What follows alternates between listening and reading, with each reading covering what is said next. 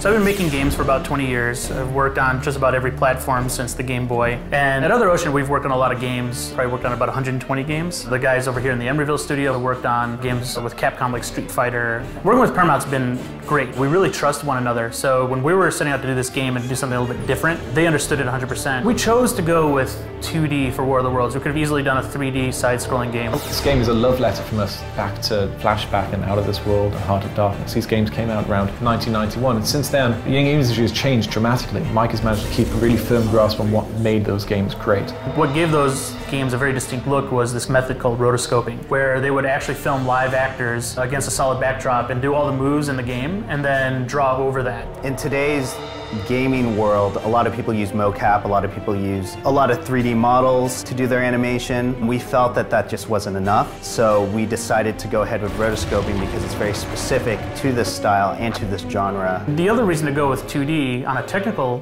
note is that we can throw a lot at the screen. Like the 360 and the PS3 particularly are built to just, the processing itself can throw so many 2D objects at the screen that something you never would have seen before on, say, a Genesis or an old PC. We're using a parallax, which is an old school term to describe depth in a game, to like background elements move slower than foreground elements. Every single piece in the game needs to be placed very specifically. It needs to be given a sort value and a parallax value.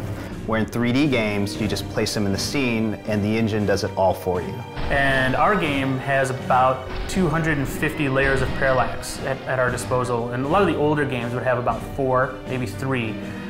This gives us the illusion of 3D without being 3D. If we were working in 3D, the engine would take care of everything. In this game, the artist needs to take care of everything. We have moments where the screen is filled with hundreds and hundreds of NPCs running down streets, or falling off buildings, or buildings collapsing and debris flying everywhere. That's just possible now, something we could never have done effectively back in the 90s. The tripod chase, it's one of my favorites because we really just wanted to show that there's just one man who doesn't have a lot, and he's just a regular human, and he needs to survive in all of this chaos. From day one, we wanted to create a game that was an homage to some of these older 16-bit style games. One of the best things about those games, you die often. If you get shot, you're dead. There's no health bar. This is more realistic. Because of that, the game is really difficult, and we as gamers appreciate that. I think we've got a very unique vision for this. It's a very unique game. I couldn't be happier with the way it looks and feels and the colors we've chosen for the game.